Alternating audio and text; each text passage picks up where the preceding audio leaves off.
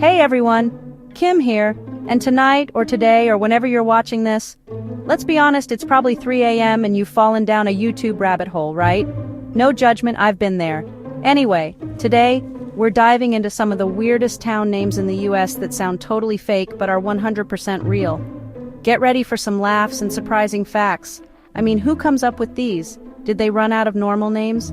Was there a committee meeting where someone said, you know what would be hilarious? Naming our town after a bodily function or a mild existential crisis?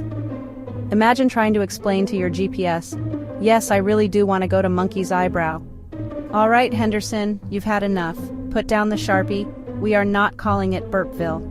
So buckle up, folks, because we're going on a road trip across America, but not to see the Grand Canyon or the Statue of Liberty. Oh no, we're going to the places that make you tilt your head and say, wait, seriously?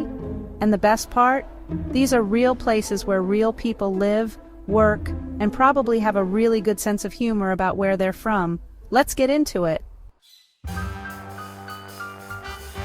This town changed its name for a game show, Truth or Consequences, New Mexico, originally called Hot Springs. In 1950, Ralph Edwards offered to broadcast from the first town to rename itself after his show. Hot Springs jumped at the chance.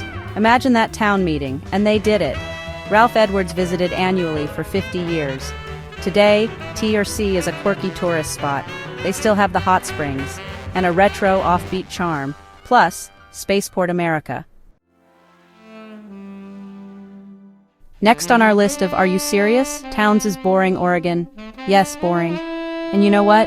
They lean into it. They're not trying to be exhilarating Oregon or mildly interesting Oregon. They're boring and they've accepted it. So why boring? Was it named after the town's entertainment options? Nope, it was named after a guy, a real person named William H. Boring. He was an early resident, a Union veteran who settled in the area in the 1870s. So it's not the town's fault, it's William's fault. What do people do in Boring, Oregon, you ask? Well, it's a fairly rural community. There's farming, timber, that sort of thing. It's nestled near the Cascade Mountains, so the scenery is actually quite beautiful, which is ironically not boring at all. The real excitement comes from their international relations. Boring is paired with Dull, Scotland, and Bland, Shire of Bland in Australia. Yes, they form the League of Extraordinary Communities. They even have Boring and Dull Day. They actually celebrate their unique partnership and use it to promote tourism. Come to Boring. It's more exciting than Dull, and slightly less bland than Bland. Today, Boring serves as a kind of bedroom community for Portland, which is about 20 miles away. It's a town that's comfortable in its own skin, or its own name, rather. Alright, let's just address the elephant in the room, or rather the suggestive town name on the map, Intercourse, Pennsylvania. Yes, it's a real place. And yes, teenagers probably snicker every time they see the road sign. So how did Intercourse get its stimulating name? Well, there are a few theories, and thankfully, most of them are less R-rated than you might think. One popular theory is that it was named for the intersection of two major roads, the Old Kings Highway, now Route 340, and a route connecting Wilmington, Delaware to Erie, Pennsylvania. Another theory points to an old racetrack that was located east of the village, with the entrance sign supposedly reading Enter Course. A third, and perhaps more wholesome theory, suggests the name referred to the social intercourse or fellowship and community interaction that was common in the village. What's life like in Intercourse today? Well, it's located in the heart of Amish country in Lancaster County. It's a huge tourist destination, and I'm sure the name doesn't hurt in attracting curious visitors. The town itself is charming, with shops selling quilts, crafts, and local foods. Chapter 4. Hell, Michigan. Yes, it freezes over. Next up, we're going to Hell. Hell, Michigan, that is. You can officially say you've been to hell and back. They even sell t-shirts. This town has embraced its infernal moniker with a fiery passion and a great sense of humor. And yes, Hell, Michigan does indeed freeze over in the winter, providing endless opportunities for puns and jokes. Chapter 5. Santa Claus, Indiana. It's Christmas all year round. From Hell, Michigan, we travel to Santa Claus, Indiana, a town named after Santa himself. It's Christmas there 365 days a year. How did it get its name? In the mid-1850s, the town needed a name. On Christmas Eve, a child exclaimed, "It's Santa Claus!" And the name stuck. So what do you do in Santa Claus? Embrace the theme, visit Santa's Candy Castle, the Santa Claus Museum and Village, and a giant Santa Claus statue. The post office is busy with letters to Santa. Volunteers reply to every letter. The town's motto is America's Christmas Hometown. Streets have festive names like Christmas Boulevard. Historically, it was Santa Fe in 1846, but another Santa Fe existed. Today, it's home to Holiday World and Splash and Safari. Chapter 6. Monkey's Eyebrow, Kentucky. Don't ask, just admire the view. All right, hold on to your hats, folks, because our next town name is a real head-scratcher. Monkey's Eyebrow, Kentucky. Yes, you heard that right. Monkey. '(s) eyebrow. The most common explanation for this wonderfully bizarre name is that it refers to a geographical feature. Apparently, there's a bluff or a distinctive clump of trees on a hill overlooking the Ohio River that, from a certain angle or on a map, resembles the eyebrow of a monkey. So what's life like in Monkey's Eyebrow? It's a very small, unincorporated rural community in Ballard County in western Kentucky. It's primarily an agricultural area. There isn't a bustling downtown Monkey's Eyebrow with souvenir shops selling tiny primate grooming kits. Historically, like many small communities in rural Kentucky, Monkey's Eyebrow would have developed gradually, with families settling in the area for farming. Today, Monkey's Eyebrow remains a charmingly obscure dot on the map.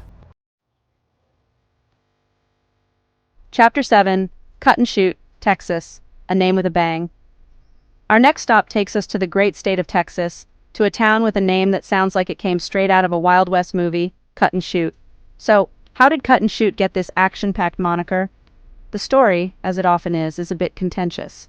The most widely accepted version dates back to a community dispute in the early 20th century. Apparently, there was a disagreement. Some say it was over the design of a new church steeple, others say it was about land claims, or even who should preach at the church. The confrontation escalated, and according to legend, a young boy at the scene, fearing violence was about to erupt, declared, "I'm going to cut around the corner and shoot through the bushes." What's it like in Cut and Shoot today? It's a small city in Montgomery County near Conroe, just north of Houston. Despite its aggressive-sounding name, it's described as a quiet, relatively typical Texas town. The town was officially incorporated in 1969, so the name was well established by then. Historically, the area was settled in the mid-19th century, with farming and timber being the main industries. Chapter 8. Ding Dong, Texas. Who's there? A town name. Our next stop in Texas is Ding Dong. Yes, Ding Dong. In the 1930s, Zuli's and Burt Bell ran a store here. They hired painter C.C. Hoover for a sign. Hoover painted 2 bells and wrote Ding Dong. The name stuck, and Ding Dong was born. Today, it's a small, unincorporated community.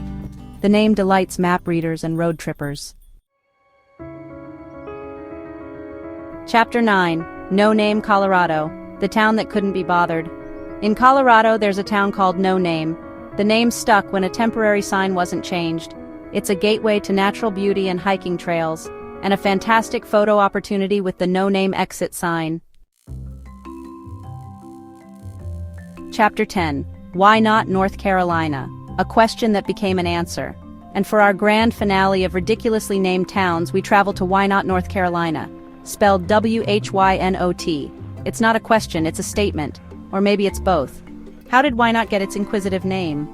The story, which dates back to the 18th or early 19th century, is a classic tale of community decision-making, or lack thereof.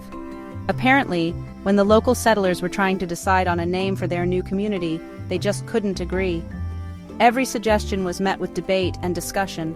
Finally, according to legend, one frustrated settler stood up and said something to the effect of, "Why not call the town Why Not and let's go home?" And, in a moment of collective exhaustion or perhaps shared amusement, they did. What's going on in Why Not these days? It's an unincorporated community in Randolph County in the central part of North Carolina. It's known for its pottery.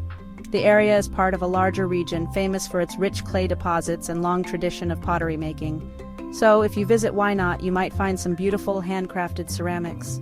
Historically, the area was settled by German, English, and Scots-Irish immigrants. The Why Not naming incident would have occurred as the community began to formalize its identity. And there you have it.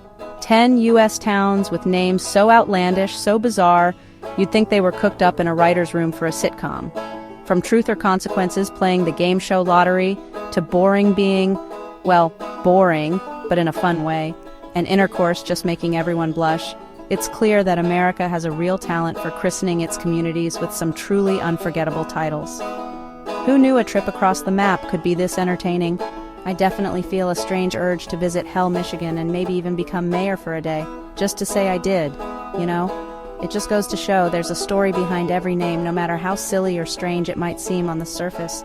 These towns are more than just punchlines. They're real places with real histories, real people, and a real good sense of humor, I'd imagine. So next time you're on a road trip and see a peculiar town name, maybe take a detour. You never know what